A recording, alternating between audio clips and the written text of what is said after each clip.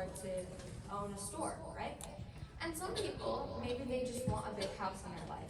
And then you could ask them, why would you want that big house? And they would say, oh, because I have such spacious rooms. And you'd ask them, why would you want spacious rooms? And they could say, because it makes them happy.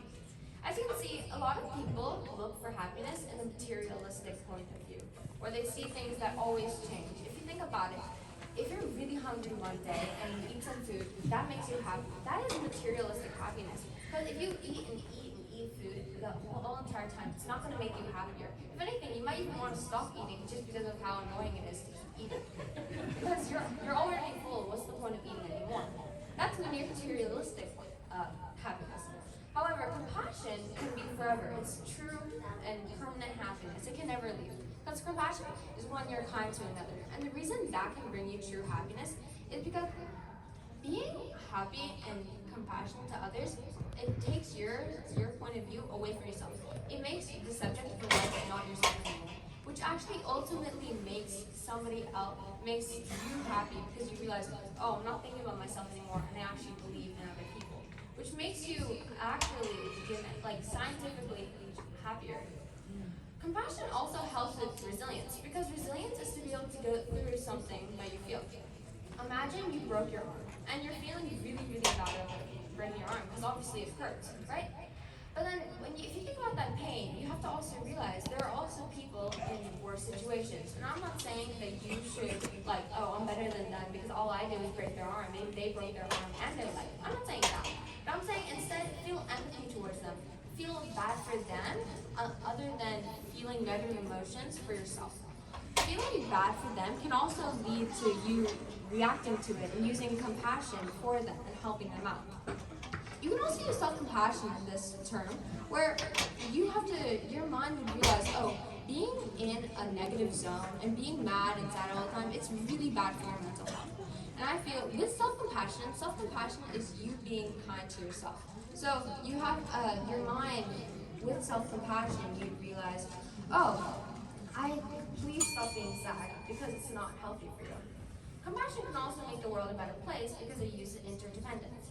Interdependence when you can depend on each other, which is what compassion can help you with. As Thupten Jinpa, the translator for Holiness, said, loneliness is not to be alone, but the psychological state of being alone. So with interdependence, there would be no wars because everybody would be able to depend on each other with love and compassion. Thank you.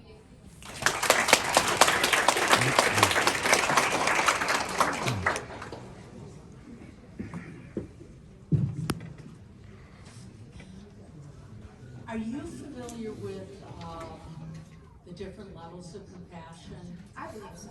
Okay, can you name them for me? Okay. I thought it was more because I think that compassion can have different levels. Because in compassion, there's always a sacrifice that always ends with your happiness. So it's like if you have to help your friend with her math project, right?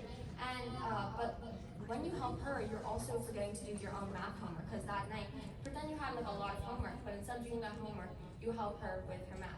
That is a sacrifice in compassion. Also, I believe one of the levels, just because you're sacrificing your math homework for that instance. There's also way huger things that you could sacrifice. You could sacrifice even if your mother was in the hospital sick, but you're having this the biggest promotion of your life, and you have to say a speech in front of everybody, which would maybe give you a business promotion. To be able to leave this speech to go ale for your mother is a really strong, high level of compassion. Because I feel like if it was your mutual friend, you wouldn't go to the hospital for them because, oh, that's sad, but I really need this specific person. But if it's someone that you really, really care about, like your mother or a really, really close friend, I feel like you'd be able to give up this promotion for your friend. Thank you.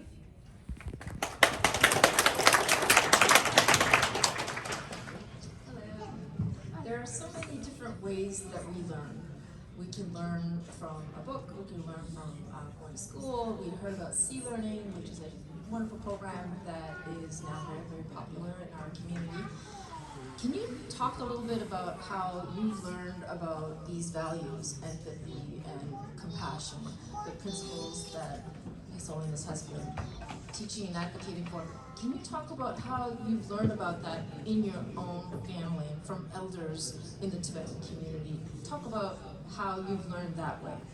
Yeah, I really don't think I learned about compassion through books or television shows or anything like that. I think I really learned about compassion with my own life.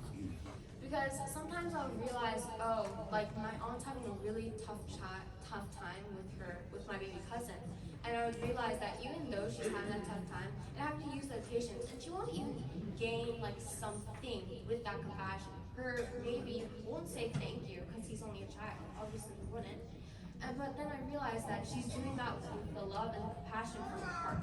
So with my family really taught me more compassion. My family, my friends, because sometimes I may forget something at home, and my friend would be like, "Oh, you can borrow mine."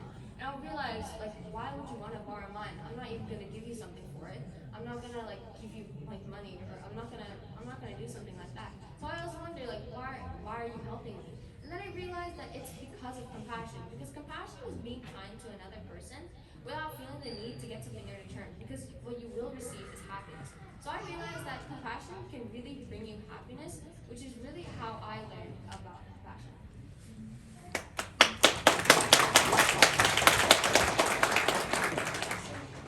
Given that you've gone to school here in Virginia, can this be taught, what you learned in these many other ways, can it be taught in a school curriculum? Could it be taught in your school in Virginia?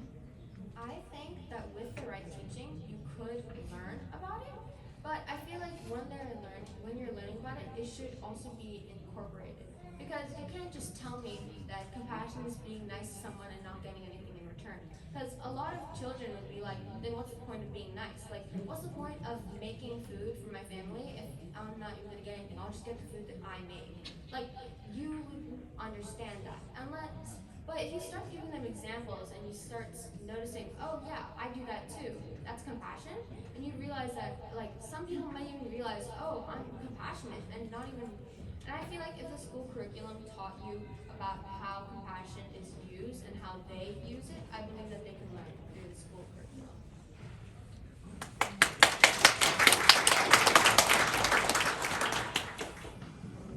I have two questions. First one is, you mentioned when you were talking about self-compassion, you mentioned like part of that is getting out if you're in a negative zone in your own mind. How do you personally go about that, and are there challenges to getting out of your negative zone when you're having a bad day? So how I get out of the negative zone is it's kind of difficult for me. Because sometimes I'll be like thinking about so many things, like maybe I got a bad grade on my math test, and then I like hurt my arm, and then my friend telling me that we can't hang out today, and I feel like really like done with life. Like I'll be like really mad and stuff, but then I realize that yes, this is all happening, but this is all just one day. And I also take a meditation class actually, and in that meditation class it tells you that you have to throw away your emotions and your feelings from the memories. You can still remember the memories, but that doesn't mean that you have to feel like, oh yeah, I remember that one time 3 years ago where I broke my arm. It hurt so bad, and I hate the person that did that to me. That's not throwing away. Like, you may have kept that down deep, not telling people about it unless they ask you. But that's not throwing away. That's not getting out of the negative zone. However, in my meditation, it teaches me that instead of doing that, you should just let it go. You have to understand, yes, this already happened, and it's okay that it happened because it's gone now. It's done. There's nothing more to it. Nothing. You won't gain anything from being disappointed. If I like hurt myself like walking here, it's not like, and I like hit the rock that hurt my toe. It's just gonna hurt me again. The rock's not gonna feel pain. It's an inanimate object. Like if my sister tells me to be quiet, and in my head I'm like, oh, I don't like you. Like, it's not gonna harm her. If anything, it's gonna affect me and my emotions at that time. It's just, I have to realize that everything that I'm doing and thinking is affecting me. Just because I have rude thoughts on someone else, it won't harm them, because they won't even know that I'm talking about them. It would only harm myself. And then I realized that, oh, what's the point of harming myself when I'm mad at others? Just let it go.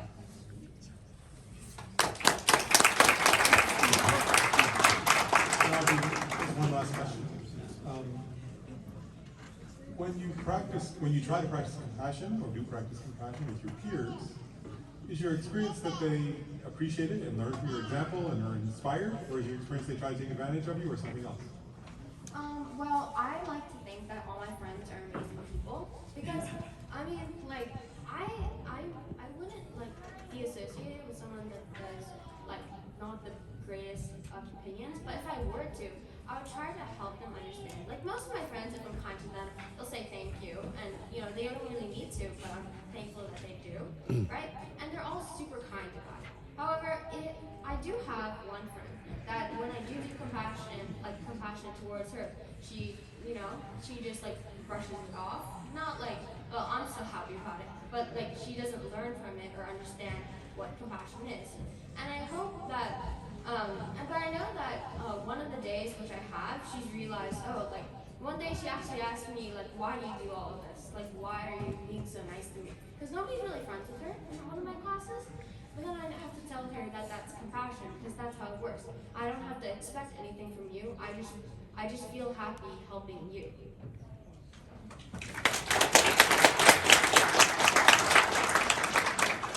Thank you, Tim and Dazae, for your excellent remarks and responses.